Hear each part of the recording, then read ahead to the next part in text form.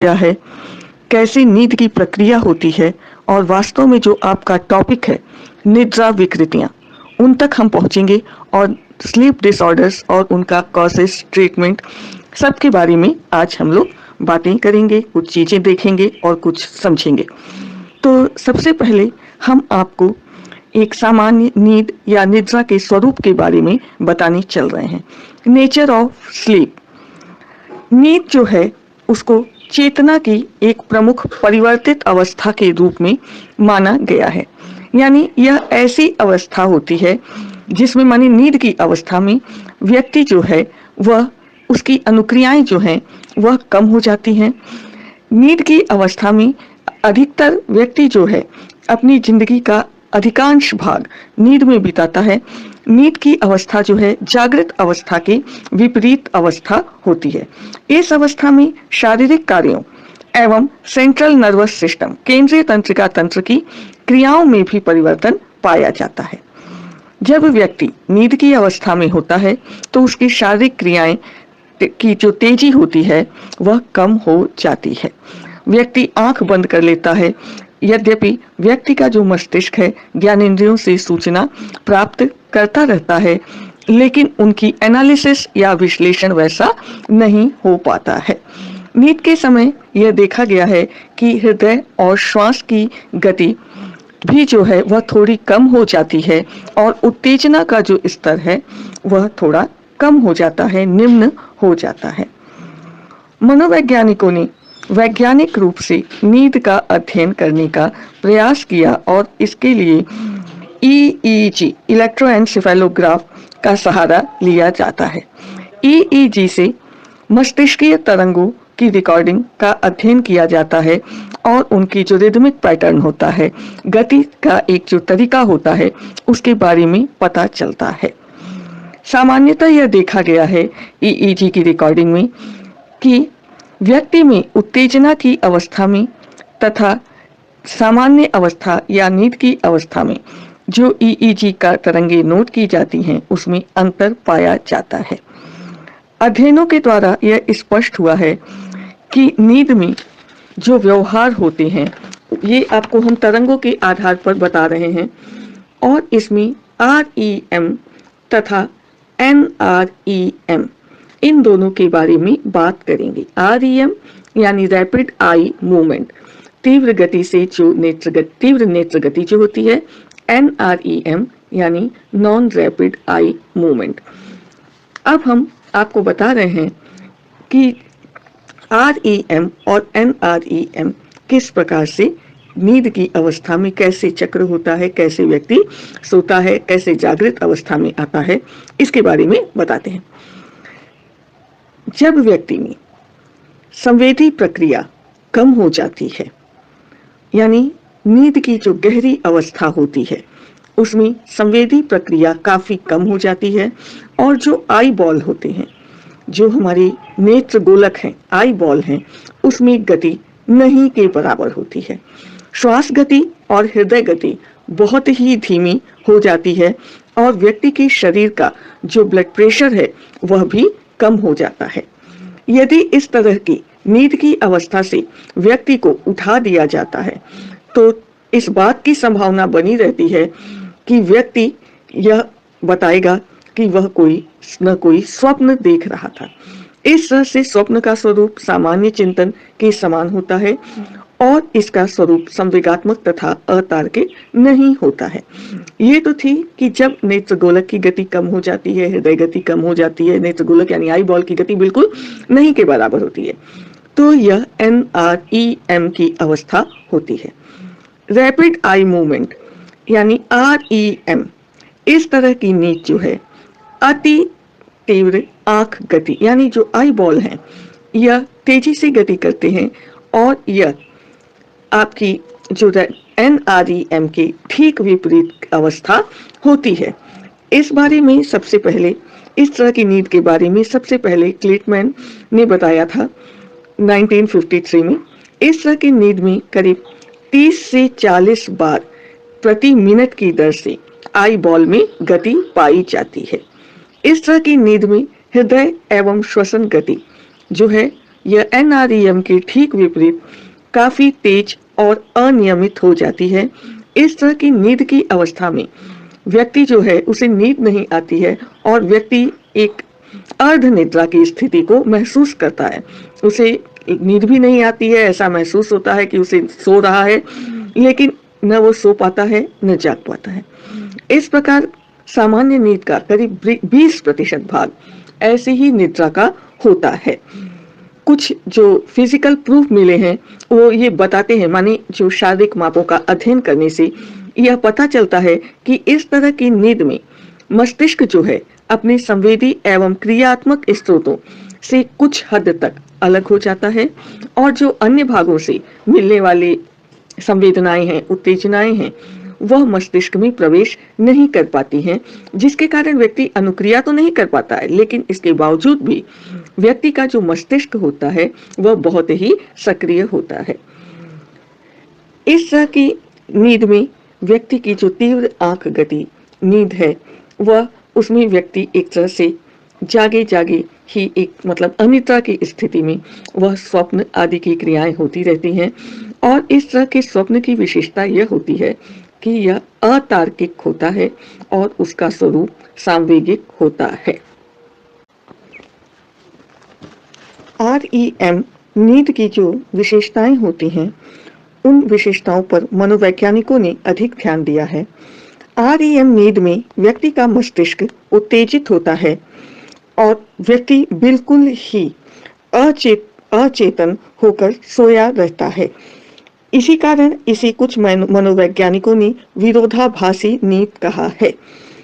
REM में जो नींद में जो क्रमबद्ध क्रियाएं होती हैं वह छोटी अवधि के लिए कुछ क्रियाओं का एक तरह से दैहिक विस्फोट सा होता है, यानी एकाएक कोई झटका, एक झटके से खुल जाना आंख, और इसी तरह से यह इसमें कुछ बेचैनी या संवेगात्मक क्रियाएं भी पाई जाती हैं।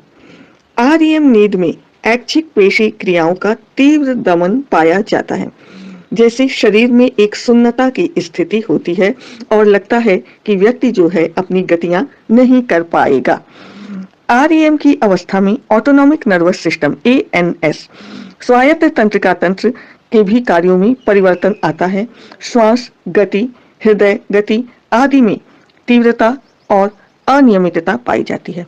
ब्लड प्रेशर में भी वृद्धि हो जाती है। REM तथा NREM दो प्रकार की अवस्थाएं हैं जो आपस में अलग हैं। REM में व्यक्ति का जो मस्तिष्क है वह काफी उत्तेजित होता है, जबकि NREM में मस्तिष्क शांत होता है।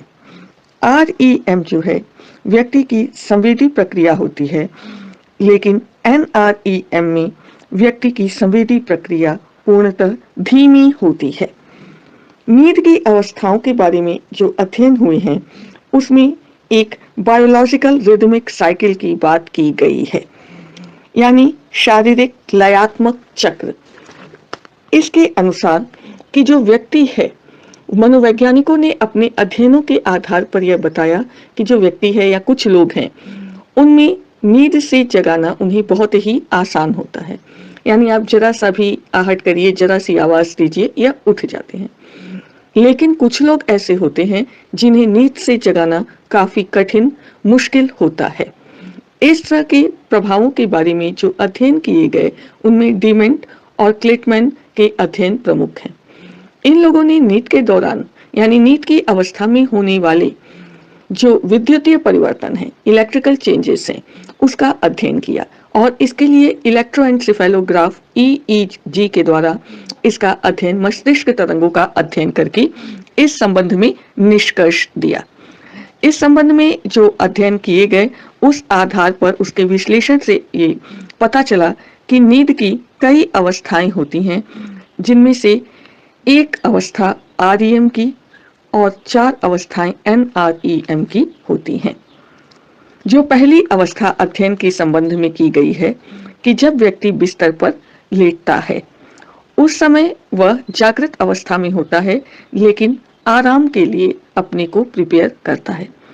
उस समय जो मस्तिष्कीय तरंगें होती हैं वह अल्फा तरंगों, अल्फा वेव्स के रूप में होती हैं और इनकी जो गति होती है वह 8 से 12 चक्र की गति से नियमित ढंग से चलती हैं प्रति सेकंड। 8 से 12 चक्र प्रति सेकंड की गति से चलती हैं। इसके बाद जब व्यक्ति को नींद आने लगती है तो अल्फा तरंग के स्थान अल्फा तरंग का बनना समाप्त हो जाता है, या इसमें बहुत कम ऊंचाई की मस्तिष्क तरंगों की फ्रीक्वेंसी देखी जाती है और यहीं से नींद की अवस्था आरंभ होती है। यानी जब अल्फा तरंगें परिवर्तित होने लगती हैं या मस्तिष्क तरंगों की ऊंचाई कम होने लगती है, ये 2 से 7 सेकंड प्रति सेकंड की होने लगती हैं, तो ऐसी अवस्था में व्यक्ति को नींद से जगा देना काफी आसान होता है। नींद की दूसरी अवस्था में मस्तिष्कीय तरंगों का स्वरूप परिवर्तित हो जाता है और ये देखा गया है कि अल्फा तरंगों से अधिक तीव्र गति से अर्थात 14 से 16 चक्र प्रति सेकंड की इस दर से मस्तिष्क तरंगे बनने लगती हैं, जिसे मनोवैज्ञानिकों ने तकला कहा है। इस आधार पर मस्तिष्क तरंगों की जो ऊंचाई है और उनकी तीव्रता है, इसमें वृद्धि या ह्रास भी होता है। तीसरी अवस्था में जो मस्तिष्कीय तरंगे बनती हैं वह काफी धीमी होती हैं और 1 से 2 चक्र प्रति सेकंड की होती हैं। इन्हें डेल्टा वेव्स कहा गया है।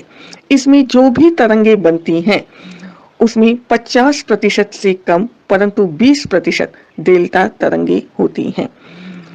रात की नींद का करीब 5% नींद इसी तीसरी अवस्था की नींद होती है, जिसमें व्यक्ति को जगाना काफी कठिन होता है।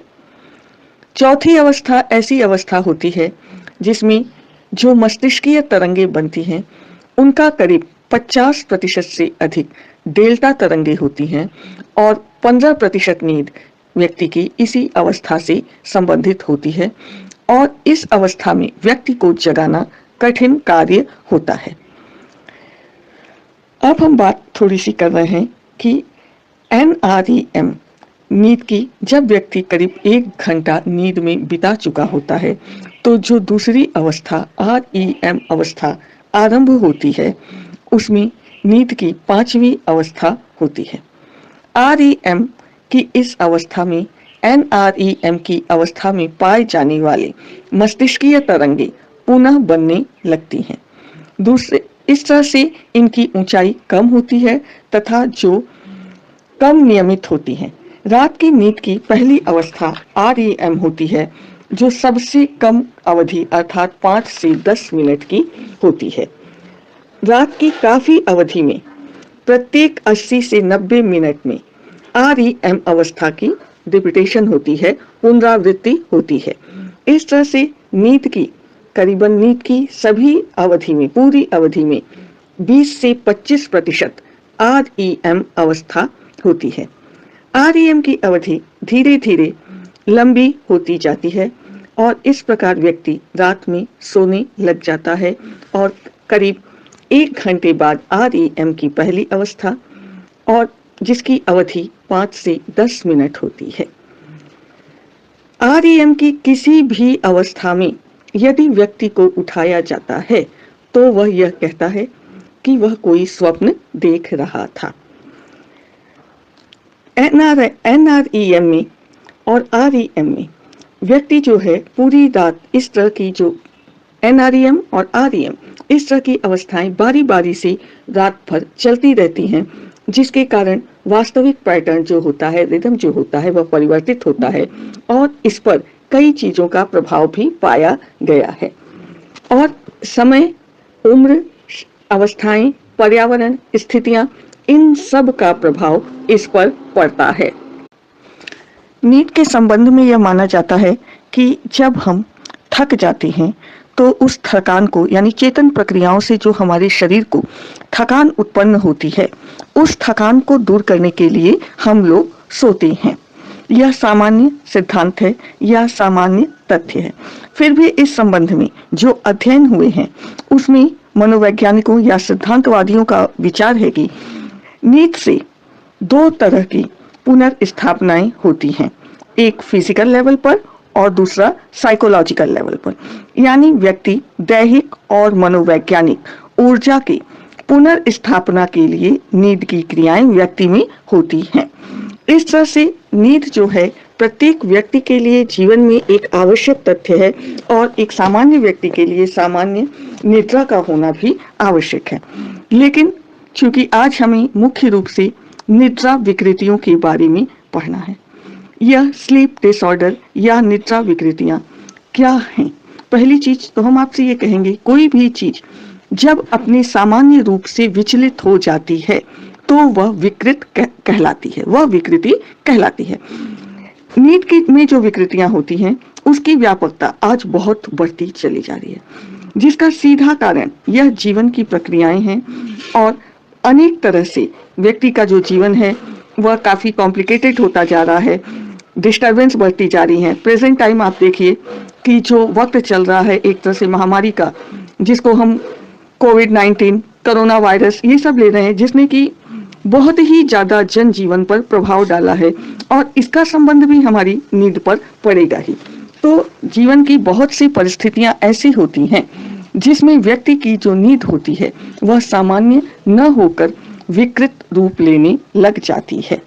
सामान्य अवस्था में निद्रा की जो मात्रा होती है वह भिन्न भिन्न अवस्थाओं में भिन्न भिन्न प्रकार की मानी जाती है। कुछ लोगों के लिए 9 से 10 घंटे की नींद आवश्यक होती है और कुछ व्यक्ति इससे कम ही सो पाते हैं, लेकिन इसका यह मतलब नहीं है कि यह निद्रा विकृति है। यह सभी आयु में अलग अलग प्रकार से दिखाई पड़ती है। निद्रा विकृति के संबंध में कुछ बात आगे हम बता रहे हैं आपको। इसमें सबसे पहले हम आपको इंसोम्निया यानी अनिद्रा के बारे में बताने चल रहे हैं। अनिद्रा जैसा कि इसके नाम से ही स्पष्ट है कि इसमें व्यक्ति जो है सोने में अक्षम होता है, यानी वह सो नहीं पाता है और इस बीमारी से आजकल अधिकांश लोग परेशान हैं। यह एक अत्यंत सामान्य समस्या है जिसमें एक चिकित्सक के पास पहुंचने वाले अधिकांश रोगी इस बात को कहते हैं कि उन्हें नींद नहीं आती है।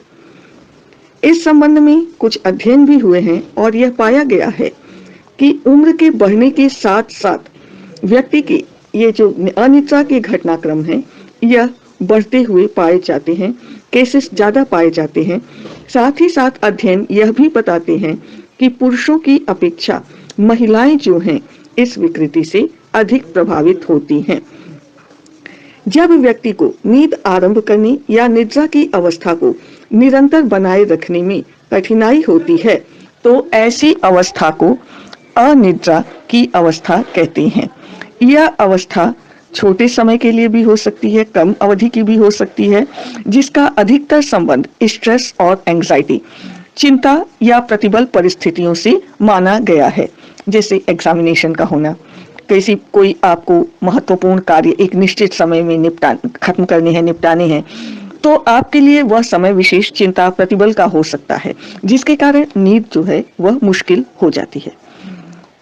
कुछ व्यक्तियों में ऐसा भी पाया जाता है कि दुखद घटनाएं या जीवन में कुछ ऐसा परिवर्तन जो कि उनके लिए बहुत सुखद नहीं होता है, ऐसी स्थिति का संबंध भी अनिद्रा से होता है।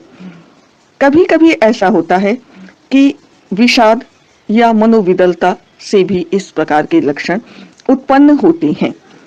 लेकिन सामान्य अवस्था में यह देखा गया है कि जैसे कुछ विशेष परिस्थिति में अगर व्यक्ति को नींद नहीं आ रही है तो परिस्थिति के समाप्त होने पर व्यक्ति वापस सामान्य अवस्था में आ जाता है और उसे इस तरह के लिए कोई चिकित्सा की आवश्यकता नहीं होती है।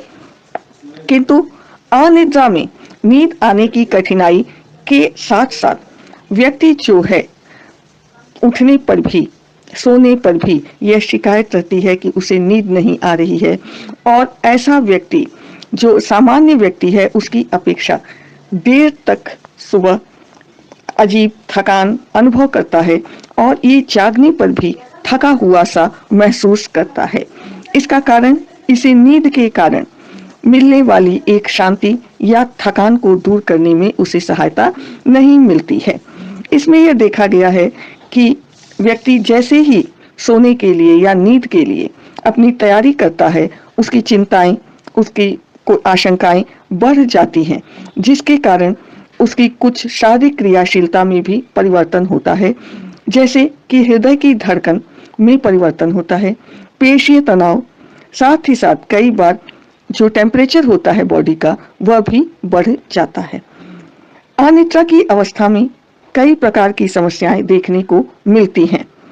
यानी इसमें यह भी देखा गया है कि जो व्यक्ति की तनाव या चिंता होती है वह शारीरिक लक्षणों के रूप में परिवर्तित हो जाती है। अनिद्रा के बहुत सारे कारण हो सकते हैं। इसमें कुछ कारण ऐसा भी होता है कि जैसे व्यक्ति किसी बीमारी से ग्रसित हो, लंबे समय से उसका इलाज चल रहा हो, या अधिक उम्र के व्यक्तियों में इस प्रकार की समस्या पाई जाती है। गठिया आदि रोगों में भी इसकी प्रॉब्लम देखने को मिलती है। व्यक्ति जिन दवाइयों का सेवन कर रहा है उन दवाइयों का प्रभाव भी व्यक्ति के ऊपर पड़ता है।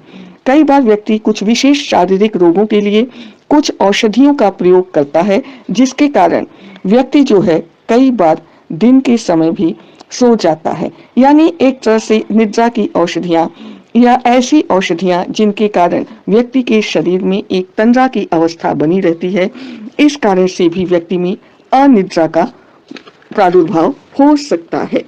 यानी व्यक्ति जो है उम्र के कारण, शारीरिक रोगों के कारण, औषधियों के कारण, साथ ही साथ अध्ययन यह भी बताते हैं कि व्यक्ति में कुछ मनोवैज्ञानिक सामाजिक कारण होते हैं, मनोसामाजिक कारण, साइकोसोशल फैक्टर, जिसके कारण भी व्यक्ति में अनिद्रा का रोग उत्पन्न होता है। जैसे कि किसी प्रिय व्यक्ति से अलग हो जाना, किसी प्रकार की दुखद स्थिति, किसी प्रकार की बीमारी, जो बिजनेस या जॉब है, जैसे इस समय जो वर्तमान समय चल रहा है, अधिकांश लोगों के व्यवसाय पर इसका सीधा प्रभाव पड़ा है, जिसके कारण उनमें यह स्थिति उत्पन्न हो सकती है। तो इस तरह से अनिद्रा अनेक कारणों से हो सकती है, और जब यह विकृति लंबे समय तक चलती है तब व्यक्ति में अनेक प्रकार की समस्याएं उत्पन्न हो जाती हैं, और यह समस्याएं केवल मानसिक न होकर शारीरिक लक्षणों के रूप में भी परिवर्तित हो जाती हैं। इसके लिए डीकंडीशनिंग विधि उपयोग में लाई जाती है और अन्य मनोचिकित्सा पद्धतियों का भी उपयोग किया जाता है। किंतु प्रारंभ में इस प्रकार की उसमें देखा गया है अध्ययनों में कि अनिद्रा की प्रारंभिक अवस्थाओं में बहुत सी विधियां बहुत प्रभावी नहीं हो पाती हैं। अब हम बात करते हैं हाइपरसोमनिया यानी अनिद्रा के ठीक विपरीत अतिनिद्रा।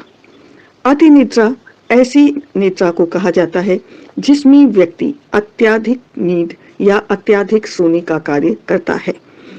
ऐसा व्यक्ति दिन में भी कई बार नींद की अवस्था को अनुभव करता है, और कभी कभी वह दिन रात दोनों ही समय अधिकांशतः सोने में ही बिताता है। इसके लिए निद्रालु या सोमनोलेंट शब्द का उपयोग किया जाता है। यह उन व्यक्तियों के लिए किया जाता है जो व्यक्ति नींद आने की